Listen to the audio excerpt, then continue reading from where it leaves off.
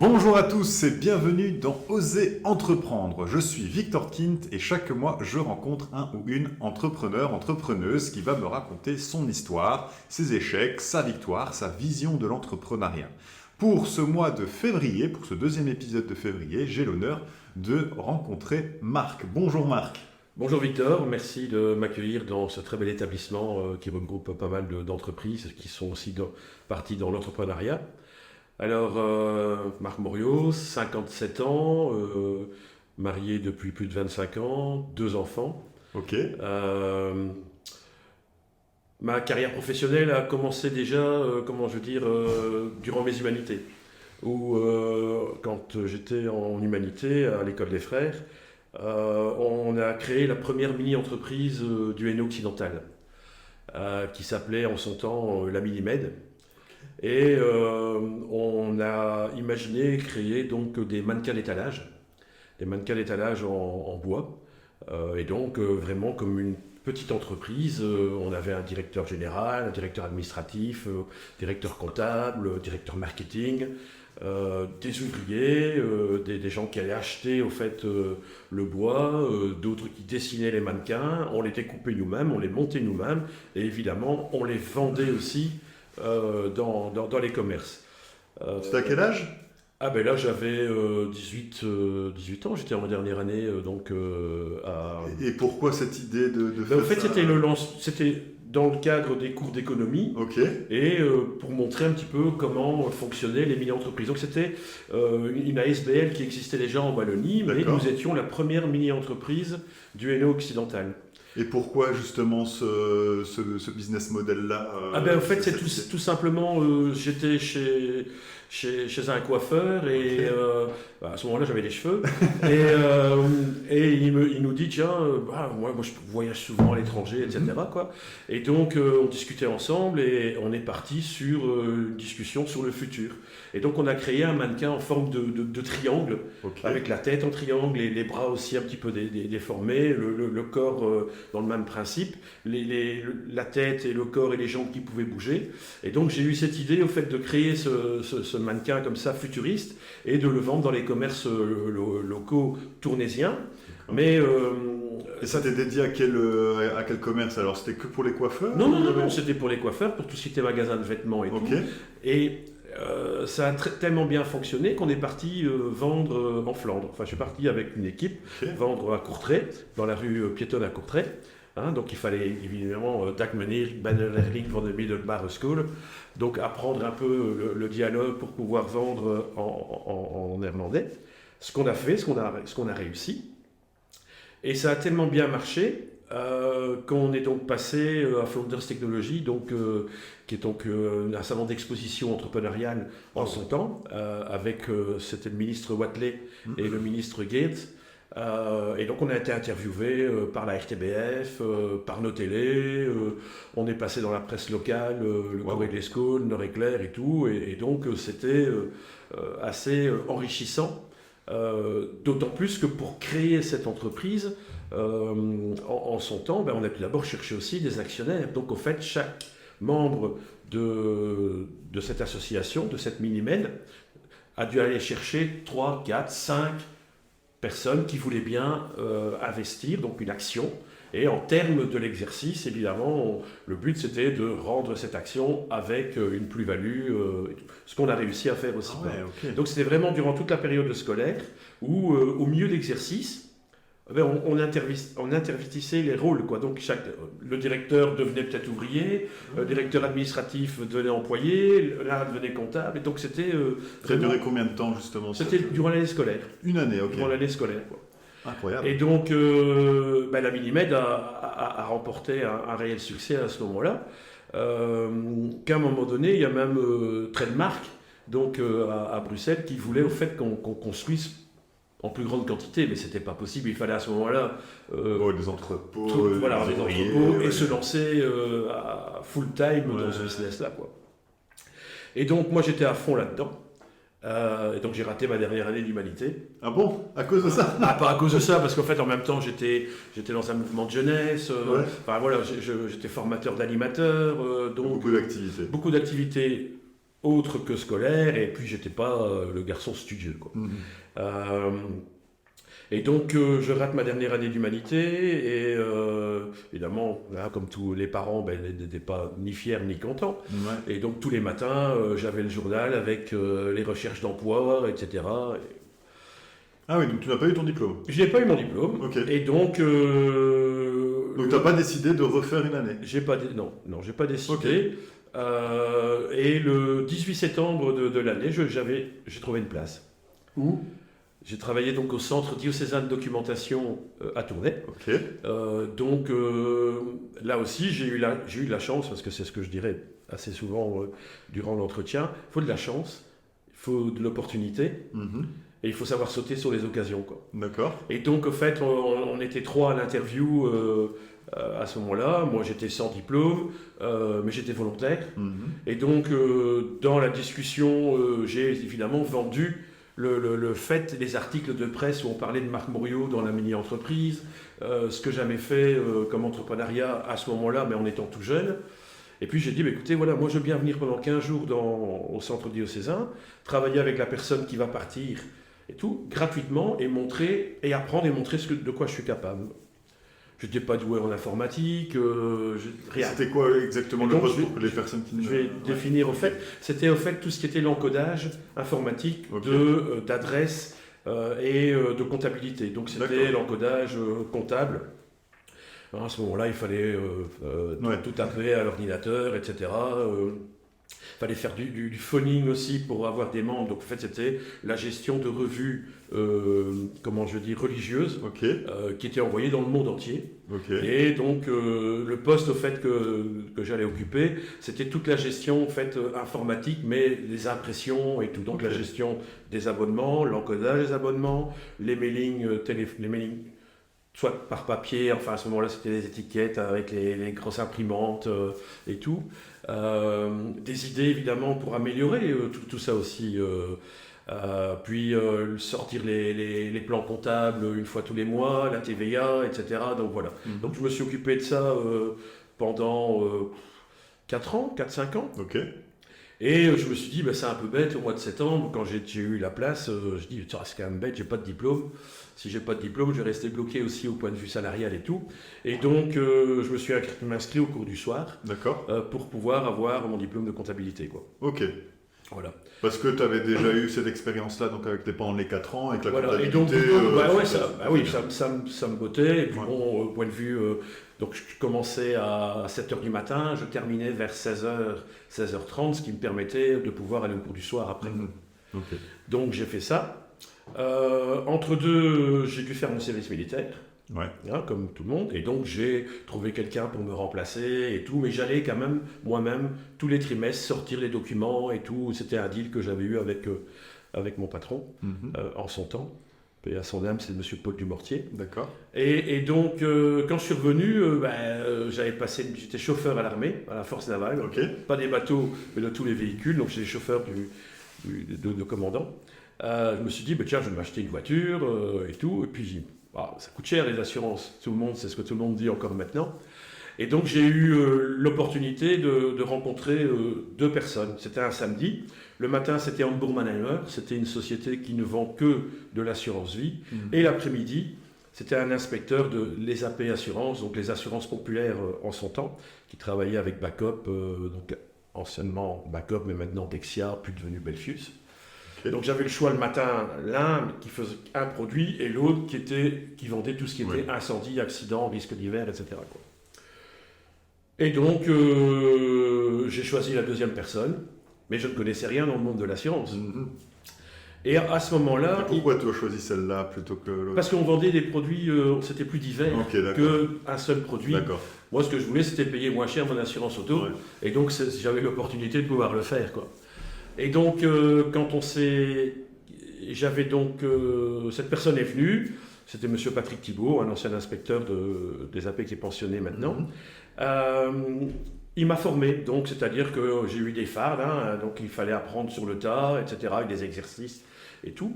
Et donc, pendant 1 an, j'ai été en agent occasionnel. Donc, ça veut dire que j'avais mon travail au centre Ouais. diocésain de documentation, Et ensuite, je travaillais pour les AP, mais Et les cours du soir dans tout ça? Ah, mais ça, j'avais déjà t'avais déjà terminé le cours du soir. terminé, Ok, ouais, ok, j'avais ok. terminé. Je me suis lancé après le service D'accord, militaire d'accord. dans cette opération-là. Ok. Et donc là, pour revenir un petit peu, tu as rencontré ce monsieur-là pour justement pour ta voiture. Oui. Et là, tu t'es dit, ça m'intéresse, il y a quelque chose à... J'aimais bien le côté humain, Ok. puisqu'en fait, d'un côté, tu rencontrais des gens et tout. Il faut savoir qu'au départ, j'étais plutôt introverti quand Ouais, même. ok. Et donc, ça m'a permis de mordre un petit peu sur ma chic Dépasser un petit peu, et ouais. d'aller vers les gens. Ok. Mon père m'a appris à ce moment-là, il m'avait dit, il faut sortir de ta zone de confort. Tout à fait. Il faut surtout pas commencer à prendre la famille et tout. Et donc j'ai été à l'extérieur dès le début. Et donc là, tu as été le voir et tu lui as demandé un peu s'il pouvait devenir un peu ton mentor. Le monsieur. Le monsieur, et donc il est devenu. En fait, tu dois signer un contrat de partenariat Ouais, ça. en activité accessoire. Donc il m'a formé et tout. Mais bon, alors à ce moment-là, moi, je me suis mis dans différentes ASBL. J'ai été à la banque le vendredi soir, on allait boire un verre en ville. J'ai créé des contacts comme ça. Networking. Voilà. Ok. Le contact humain. Pas, j'ai jamais fait de porte-à-porte. J'ai jamais été sonné. Ah, bonjour, Marc Moriot. Non, j'ai jamais fait comme ça. Un an après, ils sont revenus me voir en disant écoutez, on voit l'évolution positive et on a un petit portefeuille d'assurance du côté de Templeuve qui vient à point peut-être pour vous. J'ai dit écoutez, je veux bien, il faut d'abord voir si en passant les examens, les tests, etc., je suis capable de pouvoir faire ça. Donc moi, j'ai un job, à la limite, quand je vais passer l'examen, ça marche Oui. pas, ça marche pas. J'ai pas d'inquiétude, j'étais pas stressé, quoi. Ils Et reviennent. tu n'avais pas, c'est quand même cette envie d'aller quand même dans ce milieu-là. Tu aurais quand même été un peu déçu si tu avais... Oui, tout à fait. Oui. Mais c'était une opportunité Oui. à un moment donné. C'était un challenge aussi, Ouais. encore une fois, quoi.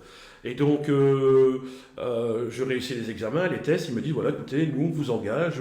Attendez, je peux pas quitter une place que j'ai obtenue pendant 5 ans, avec qui j'ai de bons contacts, etc.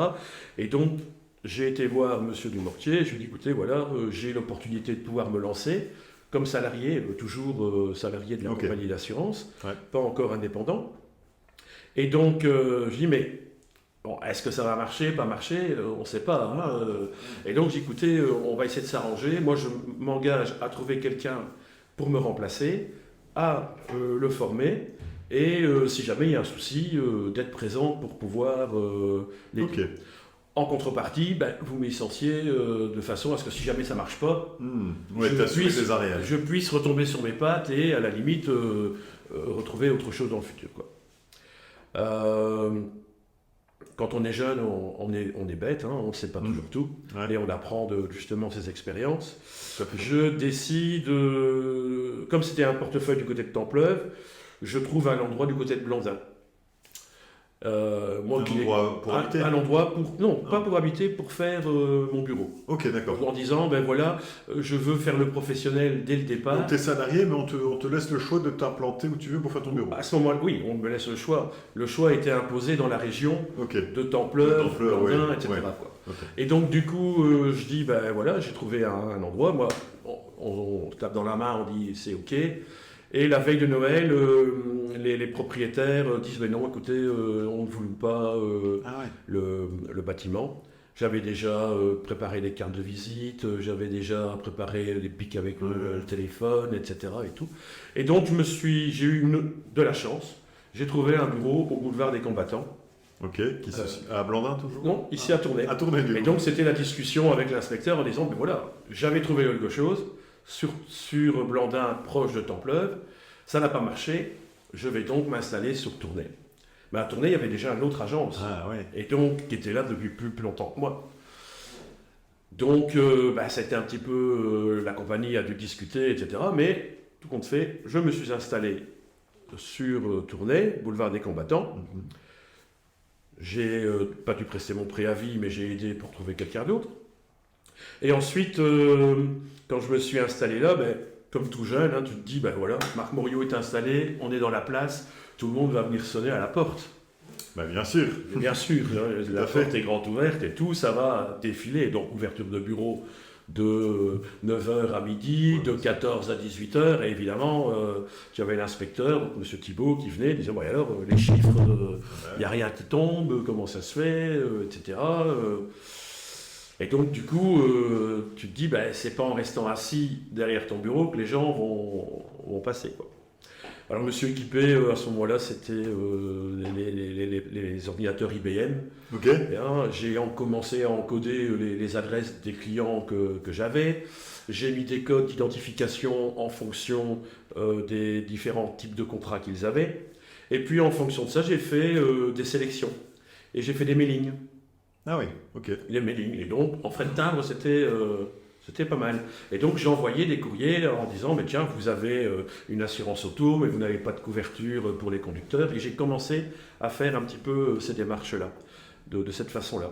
Ce que j'ai fait aussi, c'était du tout de boîte que j'avais déposé moi-même, au Roi Soleil, ici, Okay. au Versailles, etc. Dans tout ce qui était les petits buildings à tourner, c'était quand même plus facile quand tu distribuais ça, quoi. Et puis, de la publicité locale. Ok. Et donc, de fil en aiguille, ça a super bien marché, hein, puisque je notais, à ce moment-là, je faisais 8 contrats sur un mois. J'étais déjà très content. Maintenant, on est presque à 80. Ah, mais il faut commencer, Ah, c'est ouais, pas voilà. mal. Hein. Et donc voilà, donc j'ai fait ce bureau, et puis à un moment donné, la compagnie ne voulait plus travailler avec des agents répartis un petit peu dans différents coins de la ville ou des villages, et a dit on va faire des bureaux centraux. Ok. Et donc on a ouvert le premier bureau central à Tournai, c'était à la chaussée de Bruxelles, Ok. et a regroupé au fait tous les petits portefeuilles des occasionnels, et en même temps le portefeuille de mon collègue et du mien sur Tournai. Et donc en Belgique, il y avait 26 bureaux centraux comme ça. Donc avant, on avait les occasionnels qui travaillaient dans les villages, puis il y a eu des employés qui travaillaient aussi, mais qui avaient repris les portefeuilles des occasionnels, et puis ils ont tout fusionné pour faire des centrales de canton, des bureaux centraux dans les grandes villes. Mhm.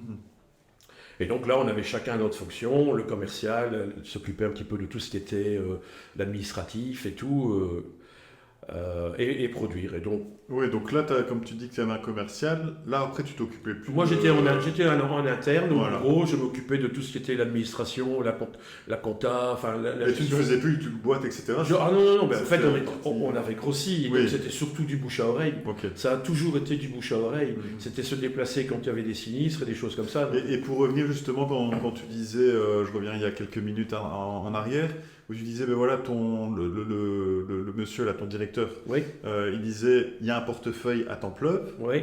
Quand tu es revenu Sur Tournai. sur Tournai, tu ne t'occupais plus de temps Ah plein. si, j'ai eu Ah. donc ce portefeuille-là, j'ai eu quand même en gestion. Ah oui, voilà. Ouais. Mais tu devais trouver de nouveaux. Ah oui, j'avais trouvé, évidemment. Ok, Oui, oui. d'accord, Alors ok. bon, Ouais, pour d'accord. dire aussi, quand tout ça c'était toujours dans le cadre de salariés, Ouais. donc c'était des portefeuilles qui étaient mis en gestion, tu avais ton salaire. Évidemment, la compagnie vérifiait évidemment que à la rentabilité par rapport à ton salaire et par rapport aux primes qui rentraient. Ouais. Hein. Et puis à un moment donné, comme dans beaucoup de sociétés, la compagnie a dit ben, tiens voilà, je ne veux plus de salariés, je veux maintenant travailler avec des indépendants. D'accord. Et donc moi j'ai saisi l'opportunité. Au moment où ils Au ont. moment où on a tout regroupé, mais quand même 5-6 ans après. Hein. Ah ouais, ok. Ouais, je parle de ça, on était peut-être en 2000, quoi, tu vois. Ok, ok. Et donc à ce moment-là, j'avais déjà Garance qui travaillait au bureau, qui elle, ça fait 25 ans qu'elle travaille avec moi, 26 maintenant. Et donc, eux n'ont pas voulu passer indépendant, quoi. Et donc, moi, j'ai créé donc, c'était à ce moment-là les AP Tournai, qui est devenu après Assure Consult. Ah, d'accord, t'as repris alors. J'ai repris, et donc quand tu reprends, tu payes. Et donc au fait, à ce moment-là, tu as dû payer au fait tout ce que tu avais fait sur les années antérieures. Donc je peux dire que tu calcules, quoi. Ouais. Et quand tu es tout seul, bah, donc tu crées ta SPRL, tu as les capitaux à libérer. À ce moment-là, c'était 18 600 € qu'il fallait libérer Oui, sur pour créer l'entreprise. Maintenant, c'est beaucoup plus facile. On y reviendra après. Donc voilà, c'était comme ça. Puis le changement de commission paritaire employé d'une compagnie et employé d'un agent, c'est aussi différent, mais je ne pouvais pas diminuer la rémunération des gens qui travaillaient déjà dans le bureau. Et donc, il fallait garder pour eux les mêmes conditions que ce qu'ils avaient précédemment, quoi. Et donc, là aussi, c'est comment je veux dire, une confiance qu'eux devaient avoir envers moi et moi aussi envers eux en disant, mais faut pas me laisser tomber non plus, quoi. Ouais.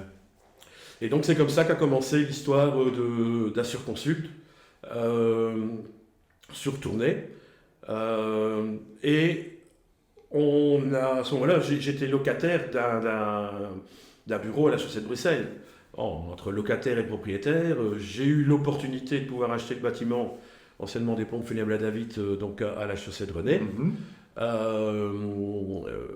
Christian Ladavid, qui était le propriétaire, m'a énormément aidé pour l'aménagement du bureau. Okay. Ce qui veut dire que pendant un an, je travaillais le mercredi, le samedi et le dimanche avec lui, en tant qu'ouvrier, si je puis dire, avec mon petit casque jaune pour aménager le bureau. Et lui me conseillait et tout. Et donc, c'était vraiment un partenariat intéressant. J'ai appris énormément avec lui pour tout ce qui était construction et tout. Je sais où sont les câbles, où sont les fils, où sont les tuyaux de chauffage, puisque au fait, on l'a fait ensemble. Tout ça évidemment sur conseil d'architectes et de personnes compétentes. On a mis 80 contrats après contrat, 11 mètres cubes de béton au premier, 16 mètres cubes de béton au deuxième. Donc je sais ce que c'est que mettre la main dans la pâte pour pouvoir construire, quoi. Et donc quand il y a quelque chose au bureau, tu sais où ça se trouve, quoi. Et donc là, on a grandi. On a grandi donc à Tournai, à Surconsult. J'ai engagé du personnel, des équipes. J'ai dû parfois aussi me séparer de certaines personnes. Et ça, c'est pas toujours... ça s'apprend pas. Hein, mais à un moment donné, faut faire un entonnoir pour qu'il n'y a plus que cette solution-là. Il faut prendre sur soi. C'est pas toujours facile, pas toujours évident, parce que tu penses aussi à ce qu'il y a derrière, c'est-à-dire la famille de la personne que tu vas, c'est ça, tu vas te séparer. Et là, vous êtes une équipe de combien là, actuellement, on est 8. À ce moment-là, on était 5. 5. Et donc, dans ces 5, quels sont les profils, on va dire, moi, je cherchais tâches, en fait en fait, il y a une employée administrative qui est en fait mon bras droit et mon bras gauche et qui s'occupe de tout ce qui est la compta aussi au point de vue de l'agence. Il y a gestionnaire de sinistres et puis les commerciaux. J'aime bien toujours qu'il ne faut pas que le bureau soit quand il est fermé, enfin je veux dire que si on doit le fermer, on ne le ferme pas. Il y a toujours 2 personnes mais qui savent tout faire. C'est la polyvalence, c'est important. Ils ont quoi comme rôle alors les commerciaux? Ils ont uniquement le rôle de commercial ou ils font aussi... Non, ils font, donc en fait nous quand on parle d'un commercial au sein de l'agence, non seulement c'est la production de contrats, c'est le suivi des dossiers en cours, mais c'est aussi la gestion des sinistres, puisque je veux dire, vendre un contrat auto ou un contrat incendie, c'est facile, mais le client, il a surtout besoin, lorsqu'il y a un problème, d'avoir la personne avec qui il a traité qui va s'occuper de son souci, quoi. Et donc ça, c'était la plus-value du bureau, quoi. Donc par exemple, moi, je suis commercial pour Assurconsult à l'époque, parce que maintenant, ça a changé de nom. Oui, non, c'est toujours Assurconsult. Ah, ok, d'accord. DVV. Non, c'est DVV, c'est le nom en fait du groupe pour lequel on travaille, quoi. Ah, d'accord. Nous sommes agents franchisés de DVV. D'accord. Donc Assurconsult, donc je suis commercial pour Assurconsult. Je dois quand même avoir des bases en assurance. Oui, souvent c'est des gradués en assurance. Voilà, c'est ça. Ouais. Et après, je vais voir mon premier client qui peut acheter plusieurs assurances. Et puis là, le client, quand il y a un sinistre, il appelle à moi. Et c'est à moi qui me charge de son dossier. Voilà, Ok. Et l'autre personne qui est purement administratif, ça n'a rien à voir avec... Non, la personne qui est administrative reçoit les gens en front, donc au bureau. Et peut aussi, imaginons quelqu'un vient et dit voilà, moi je veux un petit peu revoir tous mes contrats. Il faut que quelqu'un aille sur place pour voir un peu la maison, comment elle est, etc. Voir s'il n'y a pas de souci, mesurer la maison, le nombre de pièces et tout. Donc à ce moment-là, c'est le commercial qui va, mais c'est l'administratif qui suit la personne. Ok. D'accord. Donc l'administratrice, elle va un peu dispatcher en fonction des différents commerciaux. Okay. Et donc, actuellement, en fait, comment on procède aussi, moi je m'occupe maintenant plus que des sinistres. Donc, on a le commercial qui a vendu, etc. Mais moi je vais sur place parce qu'avec l'expertise, ça fait quand même 35 ans que je fais ce métier-là. On n'apprend pas la gestion des sinistres au cours ou... c'est sur le terrain. C'est sur le terrain. Et puis, les contrats évoluent, les conditions générales ou particulières évoluent aussi, ils changent, se transforment, donc il faut suivre tout ça. Et puis après, tu as des contacts avec des entrepreneurs locaux, parce que moi je travaille beaucoup avec les entrepreneurs locaux. Si jamais il y a un sinistre pour tout ce qui est peinture ou des choses comme ça, ça doit être du win-win. Donc je suis dans cette philosophie-là, quoi. Alors ensuite, à Surconsul, donc à engager des personnes. Et puis il y a maintenant 3 ans, j'étais déjà en réflexion, donc j'avais 54 ans, mais j'étais déjà en réflexion avant. Je me suis dit, tiens, voilà, j'avais toujours dit à 55 ans, je changerai, j'arrêterai, etc., quoi. Et puis j'ai eu une opportunité. Il faut savoir sauter sur l'occasion quand le train s'arrête à la gare. Soit on le laisse partir, soit on monte dedans et tout. Et j'ai rencontré une personne exceptionnelle, Vincent Scorier, qui devenait le nouvel inspecteur qui remplaçait l'inspecteur qui m'avait engagé en son temps.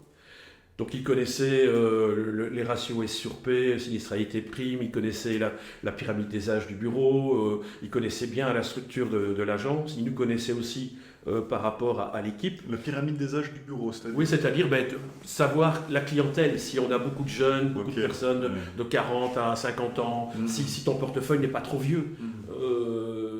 Nous, on a toujours été stable dans tous les produits, mais aussi dans la pyramide des âges. On n'a pas des clients trop âgés, on essaye toujours on a des enfants maintenant, des adultes qui viennent s'assurer chez nous et qui nous font confiance.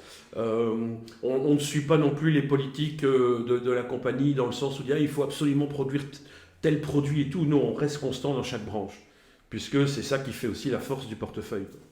Et donc j'ai proposé, comme j'étais dans la comptabilité, je sais la valeur de mon portefeuille, je sais ce que j'ai payé quand j'ai commencé, je sais l'accroissement qu'on avait chaque année, et donc je savais ce que je pouvais demander, quoi. Et donc on a été manger ensemble un vendredi, et le lundi il m'a dit, écoute Marc, j'en ai parlé à mon épouse, ça match, let's go. Le prix que tu as donné me convient. Donc on a évité d'avoir un réviseur d'entreprise à ce moment-là, c'était encore des frais d'économiser. Et puis pendant 6 mois, lui a fait ses démarches, et on a réfléchi ensemble à comment trouver la meilleure des solutions pour cette passation d'entreprise. Et la meilleure des solutions, c'était la vente au fait des parts de la société, puisque si tu vends un portefeuille, tu es taxé. Par contre, si tu vends les parts de la société, tu n'as pas de taxation ni de plus-value sur... Et le portefeuille alors actuel Alors donc du coup, le portefeuille, il est dans la société. D'accord. Et donc du coup, on a valorisé l'entreprise, et c'est ce que je dis toujours, et c'est ce que j'avais dit à Vincent, il faut toujours, quand on ne sait pas, il faut toujours s'entourer de gens compétents. Donc un excellent bureau de fiscaliste, avec qui je travaille depuis le début, qui m'a toujours conseillé. On a pris un avocat d'affaires qui a fait une convention de 26 pages qu'on n'a jamais utilisée, puisque pour préparer un bon divorce, il faut faire un bon contrat de mariage. Exactement. Eh bien, nous, on est parti du même principe. Et Vincent m'a fait confiance aussi en prenant les mêmes personnes pour qu'on travaille en symbiose tous ensemble, quoi. Et donc, au terme de ça, on ne voyait pas non plus la passation du jour au lendemain, où je donne les clés et puis voilà, tu te débrouilles et je m'en vais. Et donc on a joué sur la continuité. Donc dans la convention, on s'était entendu pour faire un partenariat encore de 2 ans. Donc comme directeur d'agence, salarié à ce moment-là, puisque je n'avais plus rien à voir dans la Surconsul, sauf consultant, et donner des avis, mais bon, les avis, l'office, je ne suis pas le payeur, donc je respecte Vincent, donc à un moment donné, tu es dans la lumière et tu dois retourner dans l'ombre, et c'est ce que j'ai fait. Je lui ai laissé, j'ai vidé mon bureau, j'ai dit maintenant c'est toi le patron, c'est toi qui te mets à tel endroit, et moi je me mettrai dans un coin, si tu as besoin de moi, je suis là, quoi. Au terme des 2 ans, Vincent me dit, écoute, je ne vois pas la continuité de la Surconsul sans toi. Et donc, on a refait un partenariat jusqu'à mes 60 ans. Ok. Donc, ça montre la confiance, le partage, et on s'entend tellement bien qu'on a créé à 2, à ce moment-là, Crédit Consult. D'accord. Donc on a Assure Consult, on a Crédit Consult, et Crédit Consult, au fait là c'est vraiment le courtage en crédit. Ok. Et donc on a débauché Francky, qui lui s'occupe exclusivement des crédits, et Vincent et moi nous sommes tous les deux les directeurs de l'agence, quoi. Moi qui est vraiment novice en assurance et tout ce que tu me dis, le crédit consulte, c'est quoi? C'est une assurance sur le crédit ou Non, tu non, fais un crédit? Crédit Consult, c'est courtage en crédit. C'est-à-dire qu'on fait les crédits auto, les crédits d'investissement, les prêts hypothécaires. Et en fait, toi, Ok. autant en tant que t'es client dans une banque, tu vas aller dans la banque et à la banque, tu vas demander, voilà, je voudrais faire un prêt hypothécaire. Ils vont te faire un calcul et te proposer le crédit de la banque. Mhm. Tu viens chez nous, on va t'offrir un panel en fonction de la discussion qu'il va avoir avec toi, on va t'offrir un panel de sociétés avec différents taux et différents avantages. Ok. Ou Donc des en avantages, fait, mais voilà. Donc c'est vraiment le courtage en crédit. Donc on a des accords avec plusieurs compagnies, ce qui permet de répondre aux besoins du client en fonction de ses souhaits. donc toi, tu n'as pas une trésorerie Ah non, comme non, une non, banque où tu. Ah non, non, non, où je non, peux on venir. ne joue pas la banque. On ne joue pas C'est la banque. ça, hein, donc. Nous avons, en fonction du flux, puisqu'en fait on a créé ça il y a 2 ans, hein, et au début c'est tout petit, et puis maintenant ça marche super bien, quoi. Mhm. Le bouche à oreille fonctionne. Et donc, non, nous on travaille simplement sur les crédits hypothécaires et les crédits d'investissement et tout ce qui est au fait les crédits à la consommation. Et donc, on travaille avec les organismes bancaires qui nous font confiance, mais on a un flux plus important qu'une seule banque Oui, qui c'est fait ça. un seul produit, quoi. Donc ça veut dire que moi, pour on va dire voilà, l'achat d'une voiture, par exemple, Oui. je viens chez toi, dire voilà, j'aimerais bien avoir, Voilà. je sais pas, 10 000 euros Mhm, pour une voiture. Et toi, tu vas me dire, ben voilà, en fonction de ton profil, etc., je te conseille d'aller À tel endroit. à tel endroit. Voilà, à tel Ok. endroit, et en même temps, on va te faire une Et c'est toi qui fais la démarche, On etc. fait- ah oui, c'est tout. On fait tout. Et puis après, quand il y a l'accord, on signe, on a rendez-vous chez les notaires, etc. Ok. Et Francky qui Et se- quand tu parles de tout ça. de crédit d'investissement, qu'est-ce que c'est? Eh bien, ça peut être par exemple le rachat de parts de société. D'accord. Tu vois. Donc là, on est vraiment dans le B2B. Ouais. Et donc ça marche aussi. On en a fait quelques-uns au sein du bureau. Puis c'est surtout aussi du conseil, quoi. Tu vois. On a la chance d'avoir Francky qui est vraiment très compétent en la matière, puisque c'était son métier de base, quoi. Ok, Et d'accord. c'est ce que je dis tout à l'heure, s'entourer de gens compétents de façon à aller plus loin, quoi. Et on a créé maintenant un écosystème, hein, puisqu'au fait on a aussi un partenariat avec Plus Patrimoine, donc D'accord. avec David de Viane, Mhm. et on fait notre première conférence ici Ouais. le 22 février Février. au Vin Brunin sur justement comment investir dans l'immobilier pour les sociétés via des engagements individuels pension, quoi. Mhm. Et donc c'est un partage avec la compétence de David, la compétence de Vincent et Francky qui lui fait les crédits. Donc voilà, un écosystème où ensemble on peut aller vers l'avant. D'accord, très bien. J'ai énormément de questions hein, donc qui viennent à l'esprit. Donc d'abord, on va commencer par les bases. S'il y a des auditeurs ou des auditrices qui souhaiteraient se lancer en tant qu'assureur ou assureuse, c'est Ouais. ça, hein, quels sont, on va dire, les skills à avoir, les compétences pour... Tout d'abord, il faut avoir les bases, donc c'est-à-dire les formations. Maintenant, il y a les graduats qui sont là pour ça. Ce qu'il y a aussi, c'est que Dans dans ce soir, on peut. Oui, au cours du soir, oui, l'IFAPME, il n'y a Ouais. pas de souci. On a d'ailleurs un stagiaire chez nous de l'IFAPME D'accord. qui se forme. Mais par rapport à mon expérience, je veux dire, c'est sur le terrain. C'est ne pas avoir peur d'aller vers les autres. Mhm. C'est important aussi d'avoir, comment je veux dire, un esprit d'ouverture, mais avoir un relationnel important. Mhm. Rome, c'est pas construit en un jour. Ouais. Assure Consult non plus. Je suis dans un service club, au Lions. Je dis pas que j'y fais des affaires. Les gens savent que tu fais des assurances. Celui qui a envie de venir, il vient. Mhm. Mais en étant dans un service club ou en étant dans des associations ou des ASBL, on parle de soi. Les gens te posent des questions. Même s'ils ne sont pas chez toi, tu es disponible, tu réponds et puis un jour ou l'autre, ça vient. Mhm. Donc, il y a le Lions, il y a les Léo dont tu fais partie aussi, où là les gens me connaissent aussi. On a aussi une association où je suis membre fondateur et secrétaire, c'est le Clovis 12, qui est un groupe franco-belge entrepreneurial. Donc on a plus ou moins 70 membres actuellement, mais qui sont tous des chefs d'entreprise.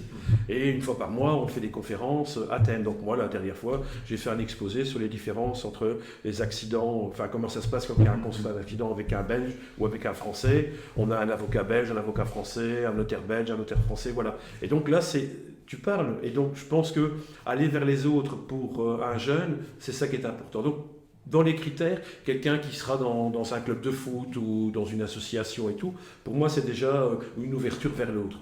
Et je pense que dans le métier de l'assurance, être quelqu'un qui va rester derrière son bureau, qui va faire du télétravail, c'est pas ça le futur. Il faut aller sur le terrain et créer son... C'est vrai que tu sais que j'aime bien tout ce qui est intelligence artificielle. On va y venir, C'est clair que dans le futur, on va certainement arriver à des choses comme ça. Mais moi, je suis pour l'humain. Et donc, beaucoup de contacts.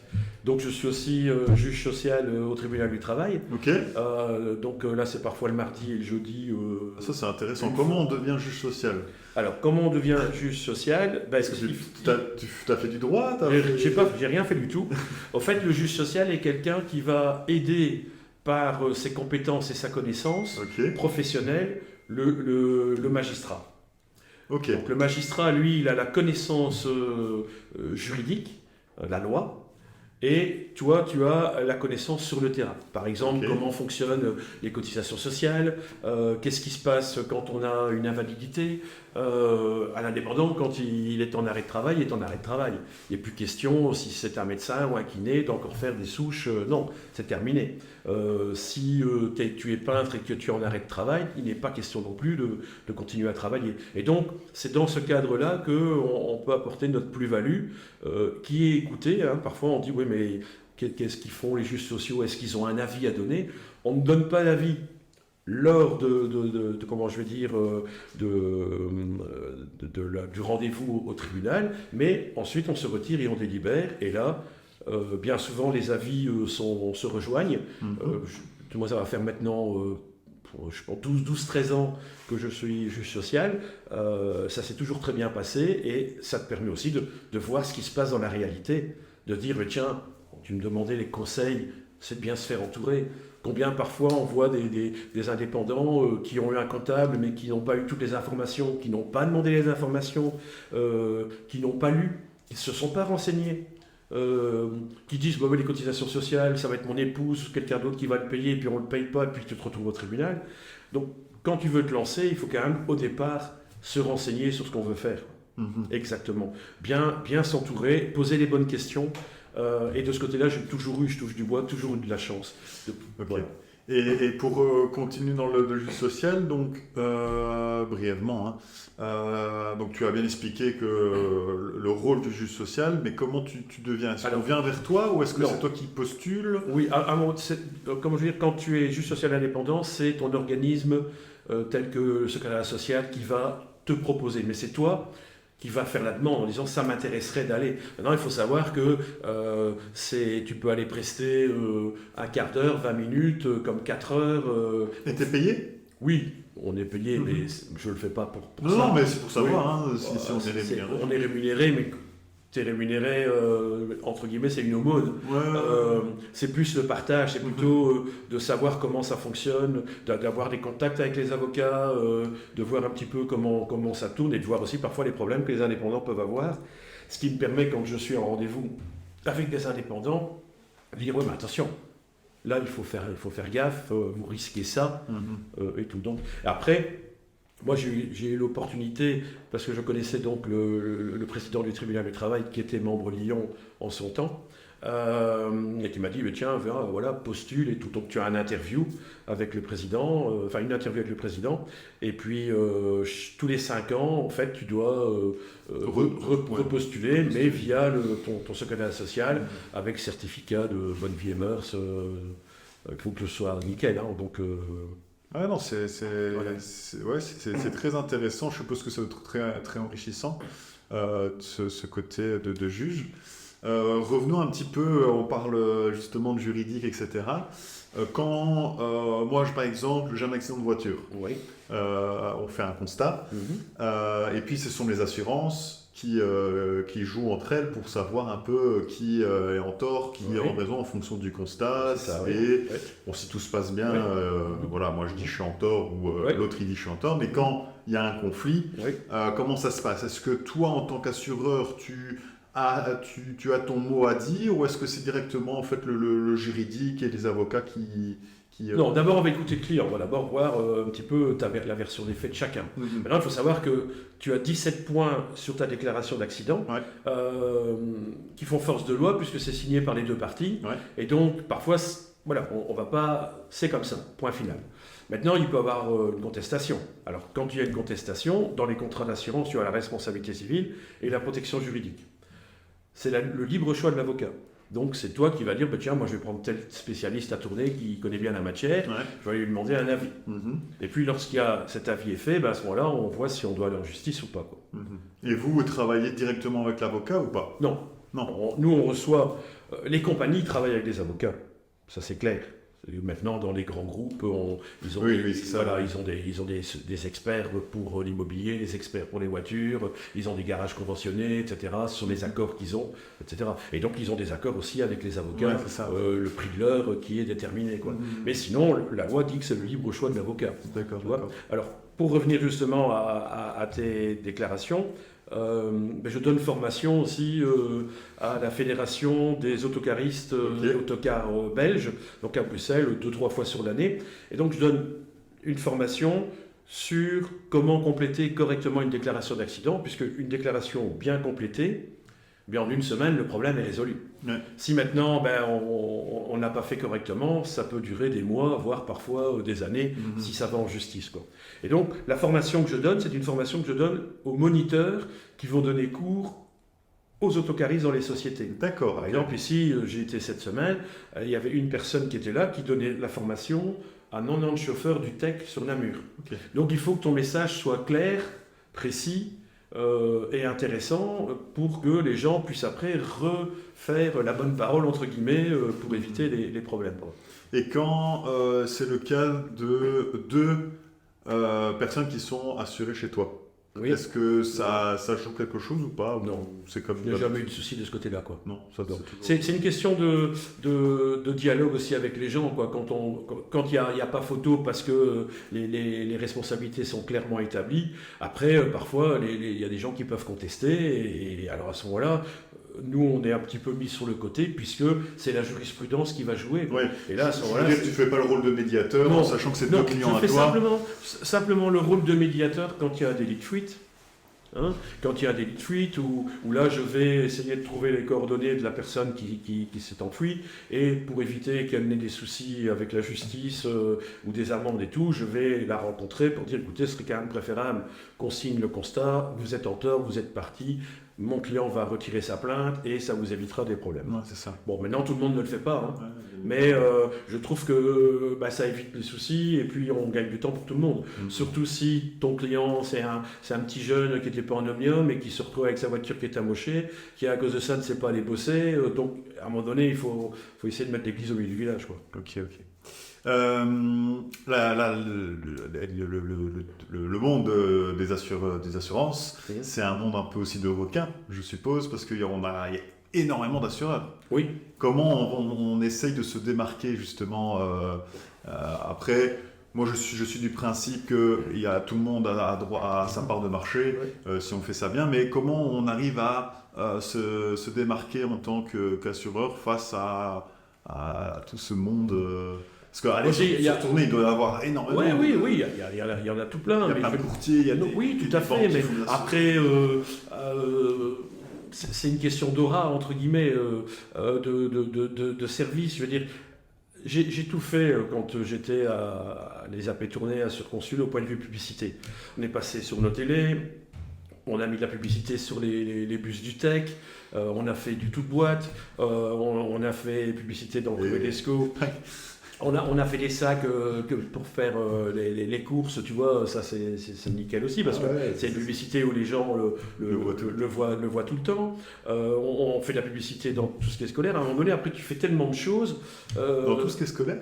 C'est-à-dire bien souvent, les parents viennent te voir en disant il y a une fête à l'école. Ah oui, est-ce que tu aurais fait un sous table, etc. Ouais, il faut aussi que tu t'y retrouves. Parce que bon, on n'est pas des vaches à lait non plus. C'est tous les jours qu'on vient demander dans les compagnies d'assurance ou les banques, etc., de faire quelque chose. Il faut qu'il y ait un retour sur investissement aussi, quoi. Et donc... maintenant j'ai perdu le fil de mes idées. Ouais, comment on arrive à se démarquer. Donc, et donc beaucoup sur la publicité. Voilà, on a fait tout ce qui était publicité, mais après c'est aussi le service. Donc je veux dire, quand je me suis basé sur dire c'est le patron qui descend sur place quand vous avez un problème. Tu vois. Donc quand le client a un souci, moi je fais toutes les expertises en incendie. Donc je suis tout le temps sur place. Et quand il y a ce problème-là et que les gens voient que tu les défends, que tu discutes avec l'expert sur les montants, que tu sais que telle société, il faudrait peut-être demander un deuxième devis parce qu'il est assez cher et qu'au point de vue de la main-d'œuvre, on est au taux horaire assez élevé, les gens se sentent soutenus. Et donc c'est ça qui fait le bouche à oreille, et c'est ça qui fait que tu marques la différence. Ok. Voilà, c'est la disponibilité. À un moment donné, moi j'ai téléchargé tous les numéros de téléphone de tous les clients sur mon GSM, donc quand quelqu'un téléphone, je sais qui c'est. Et c'est la disponibilité. Maintenant, bon, ça m'est arrivé parfois où quand il y avait encore la malle au stand et Douvres, où quelqu'un prenait le bateau avec sa remorque à minuit, téléphonait parce qu'il avait accroché une voiture. Maintenant, je me coupe le soir parce qu'à un moment donné, il faut aussi que chacun ait sa vie privée. Quoi. Oui, justement, quand on a un souci dans ce cas-là. Moi, je viens prendre une assurance chez toi de voiture. Oui. Bon, c'est le cas le plus concret. J'ai un accès, je vais au ski et j'ai un souci de voiture. Eh bien, on a un numéro à 0800, qui est donc un numéro vert qui fonctionne 24 heures sur 24 avec une assistance. Quoi. D'accord. Maintenant... Et le lendemain matin, dans des heures convenables, je peux t'appeler. Voilà, sans souci. De toute façon, bien souvent, on est prévenu. Donc, on reçoit... Moi, je reçois tous les mails sur mon téléphone. Et donc, quand il y a un appel au service 0800, donc tout ce qui est au fait sécurité et tout, je reçois un message comme quoi il y a une ouverture de dossier. Et en fonction de la gravité, on voit si maintenant c'est une maison qui a brûlé, comme c'est arrivé la veille du confinement. Donc c'était le jeudi, je pense que tout était fermé, et le mercredi, j'ai une maison qui brûle. Quoi. L'après-midi, on était déjà là avec les experts. Et il fallait trouver un endroit pour loger les gens et tout. Donc il fallait mettre les choses en route. Quoi. Et quoi, toi, tu gères ce côté-là J'ai été sur place. Non, mais quand je veux dire pour trouver le logement, etc. On est derrière pour pousser la compagnie à ce que ça se fasse le plus vite possible. En disant, voilà, les gens sont dans des armoires, il faut les aider. Quoi.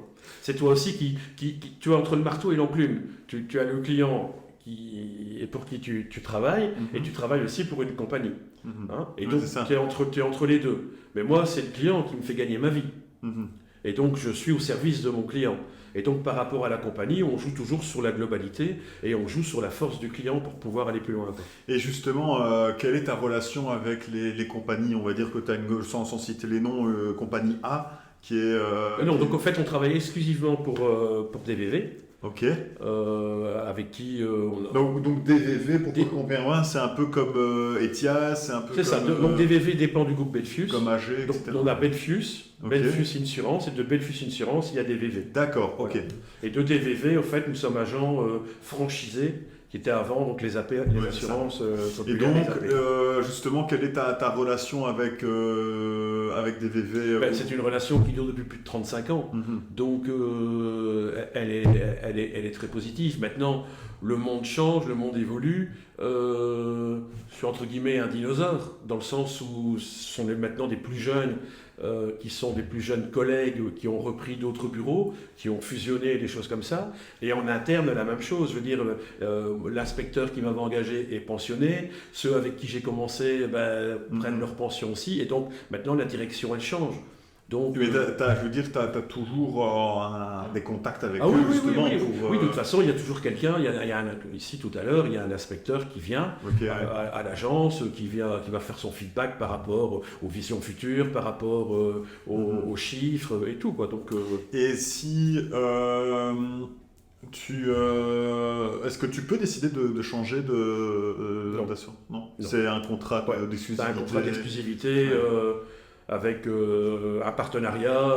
Ça doit être du win-win. Hein, donc, mais dans ma vie antérieure, quand j'étais donc indépendant, j'ai été dans le syndicat des indépendants de DVV. Donc je représentais aussi avec d'autres collègues, on était une dizaine.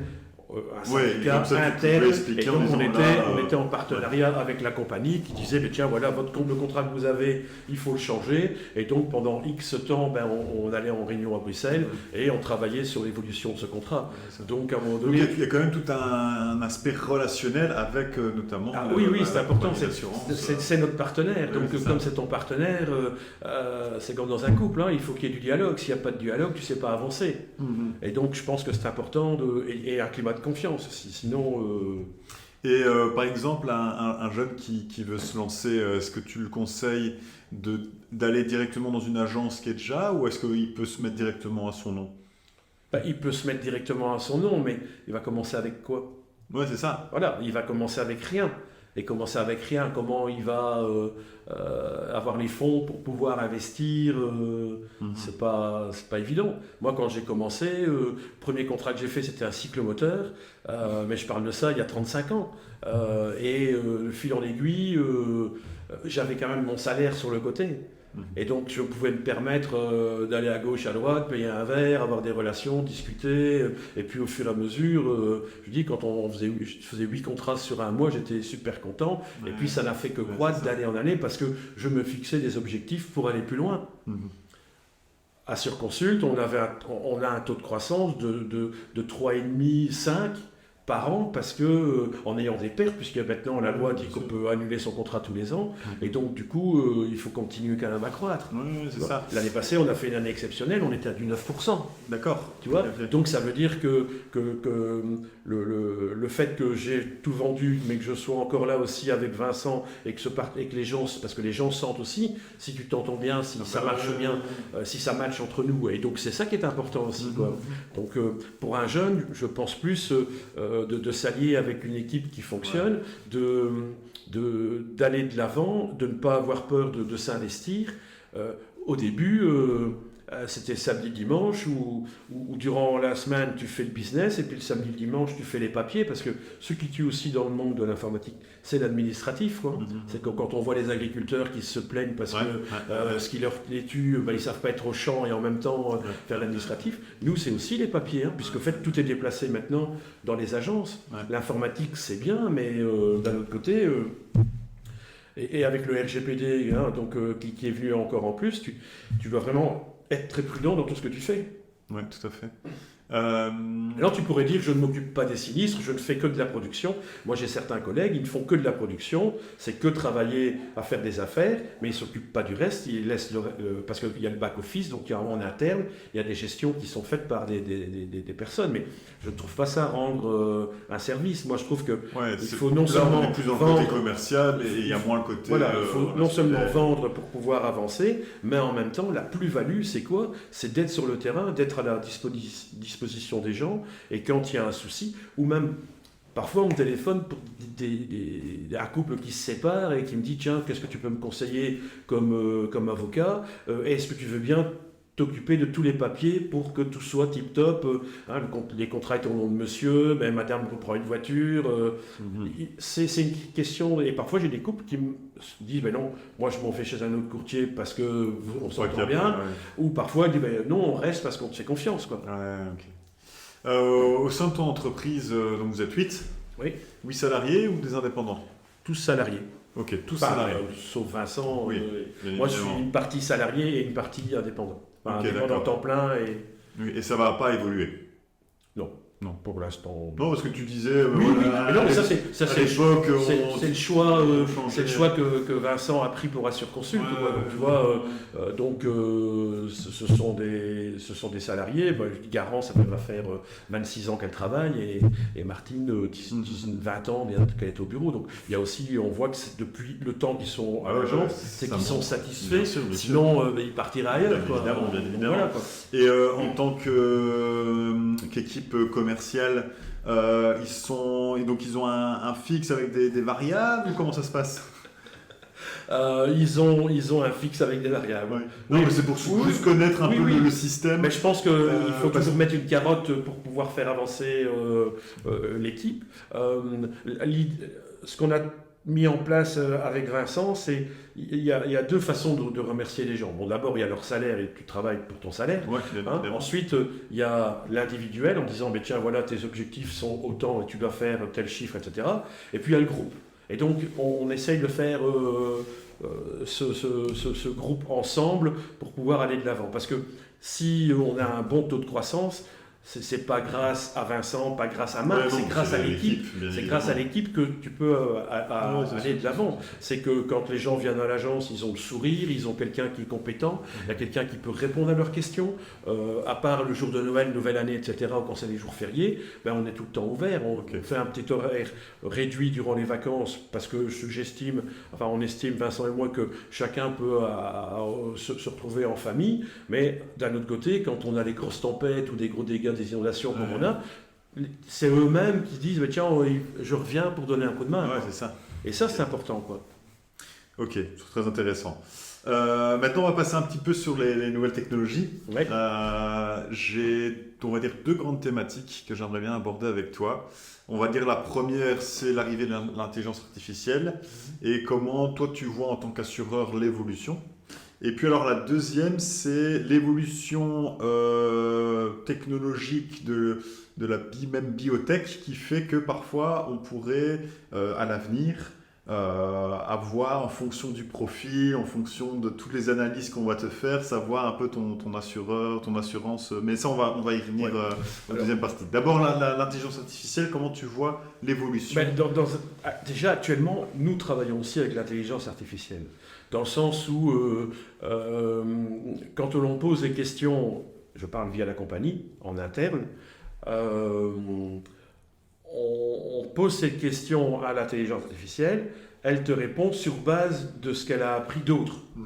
Et donc, elle se nourrit au fait des informations. Et donc, au fur et à mesure que l'on avance dans le temps, la compagnie a ouvert cette intelligence artificielle aux différents produits. Okay. Donc, dans un premier temps, ils l'ont ouvert pour l'auto, puis après pour l'incendie, puis après pour la familiale. Et donc, quand tu veux poser une question, avant, qu'est-ce qu'on faisait? On prenait le téléphone. Salut Édouard, voilà, qu'est-ce que tu penses de telle ou telle chose? Ici, tu tapes à l'ordinateur, bonjour Eva, puisqu'elle s'appelle Eva, qu'est-ce que tu penses? Et elle te répond.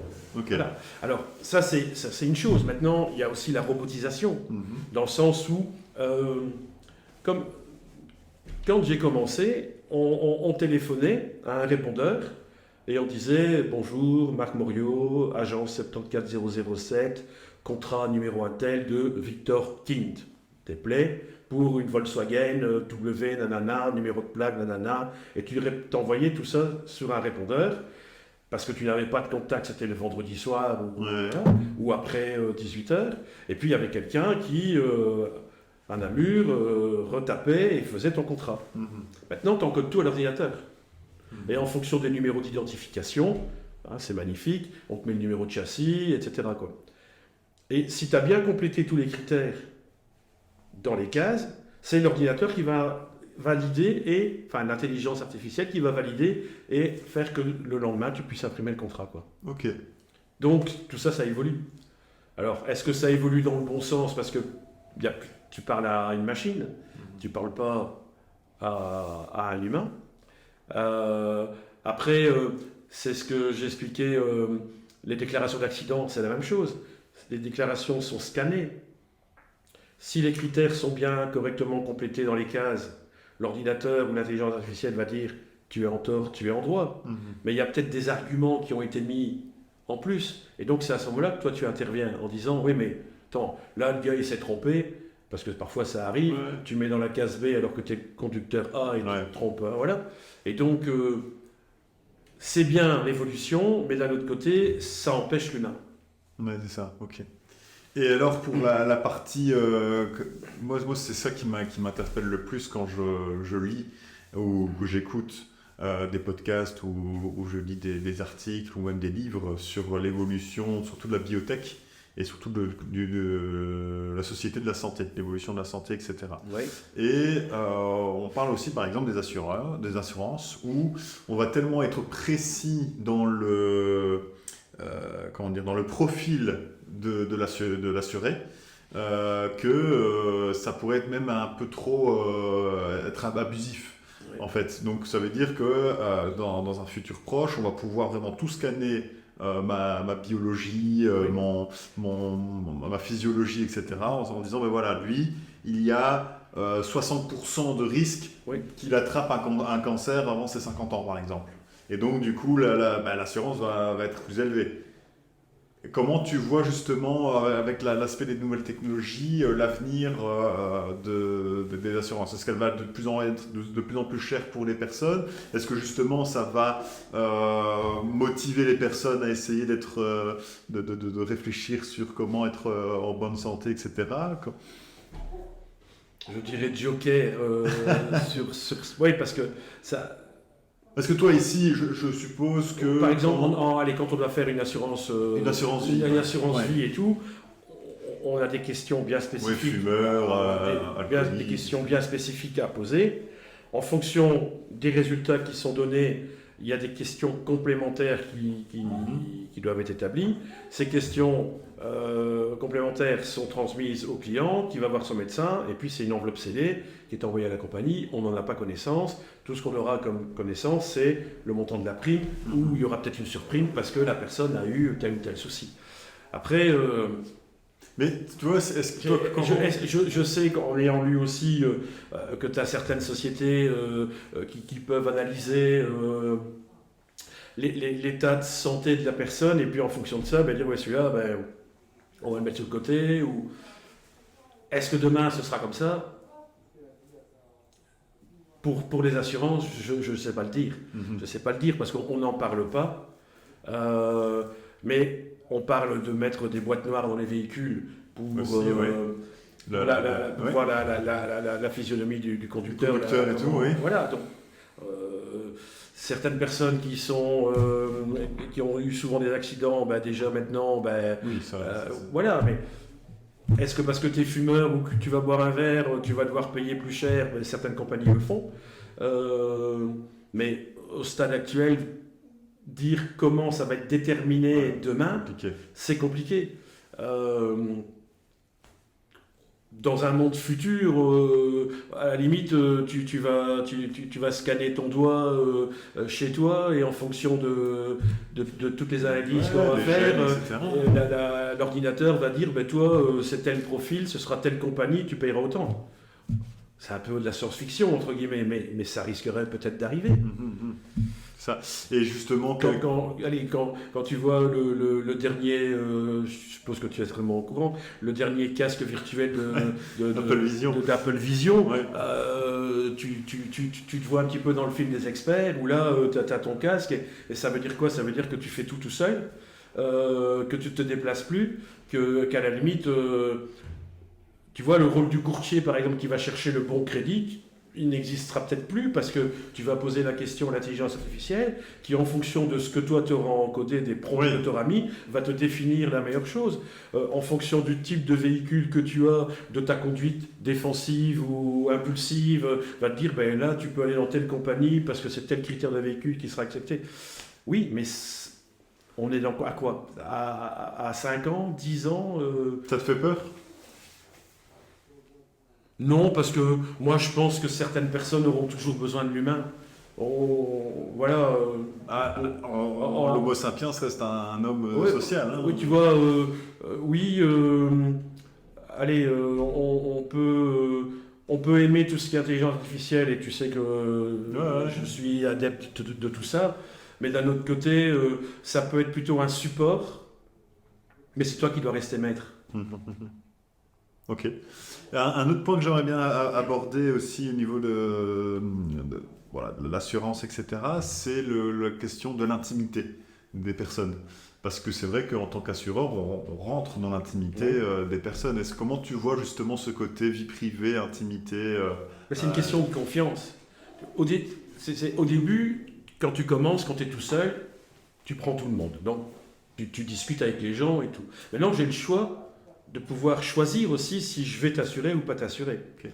Et donc, c'est une question de dialogue entre nous. Et moi, bien souvent, je dis, je vais venir chez vous parce que voilà, moi j'aimerais voir, ou pas voir par curiosité où les gens habitent, mais il faut que tu rentres dans le cercle de confort. Tu sais, il y a la position quand on se met ici, on est proche l'un de l'autre, on est dans le confort ensemble. Je suis pas assis au coin de la table et tout. Et donc quand tu vas chez les gens, tu vois déjà si tu rentres dans leur cercle ou si tu es à l'écart. Après, c'est une question de sensibilité. Tu vois, je me souviendrai toujours un des premiers clients que j'avais été visiter, qui était dans le portefeuille de Templeuve, c'est un monsieur, je pensais que la relation, la discussion, j'avais fait le tour un petit peu de tout, c'était très bien passé. Et puis, en sortant, je dis, au revoir Philippe. Non, monsieur. Ah oui. Ok, là tu te dis, ah. Et donc, moi je me présente de manière cool.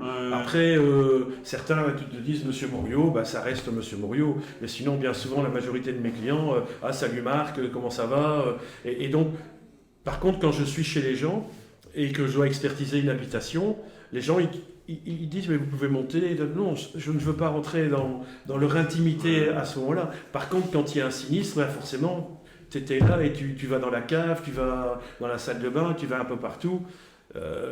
Tu rentres là dans l'intimité des gens au point de vue habitation, et puis il y a des questions parfois que tu es obligé de poser, tu vois. Et donc ça, les gens sont bien conscients. S'ils vont à la banque, ils vont faire un crédit, ils doivent aussi répondre à certaines questions. Et chez nous, c'est la même chose, quoi. Après, ça rentre d'un côté, ça sort de l'autre, mais c'est surtout, je pense... le feeling, comment les gens te ressentent et s'ils ont confiance en toi. Parfois tu peux demander au bureau, on se dit, mais enfin, ils me racontent toute leur vie, quoi. Ouais, c'est ça. Tu vois, les gens te racontent toute leur vie et tu les écoutes, quoi. Ouais, mais c'est ça qui est riche. Ouais, c'est ça qui est riche aussi. Qui fait de la... Parce qu'à ce moment-là, tu ne parles pas, et bien souvent, parfois, on va discuter 10 minutes de l'assurance incendie de la maison, et pendant 20 minutes, on va parler d'autre chose. D'où quand tu as un jeune, comme tu posais la question, qu'est-ce qu'il doit savoir ? Moi, je suis abonné au soir, je suis abonné au Courrier de l'Escaut, je regarde le JT. S'informer, alors. Tu vois, parce qu'il faut savoir parler d'autre chose que de ce que... ça aussi, tout au début, moi j'aime bien l'informatique, tout au début. Donc je parlais de l'informatique, mais est-ce que toi, tu aimes bien l'informatique ? Tu n'en as rien à faire. Tu vois, et donc il faut avoir un esprit assez large pour pouvoir parler du foot, de la course cycliste, voilà, un petit peu de plein de choses, quoi, de la danse. C'est sûr, il faut être curieux alors. Des voyages et tout, tu vois. De la nourriture, tout le monde sait que j'aime bien les bons repas, et donc du coup, tu es toujours entouré de belles et agréables personnes. C'est ça, donc aimer l'échange, être curieux et ne pas avoir peur, justement. Aller de l'avant. Tu vois, l'inspecteur me disait toujours, t'as une porte, t'en as qui restent derrière la porte, t'en as qui ont la main sur la poignée, moi je suis déjà de l'autre côté. Tu vois ? Ok, très bien. Pour terminer le podcast...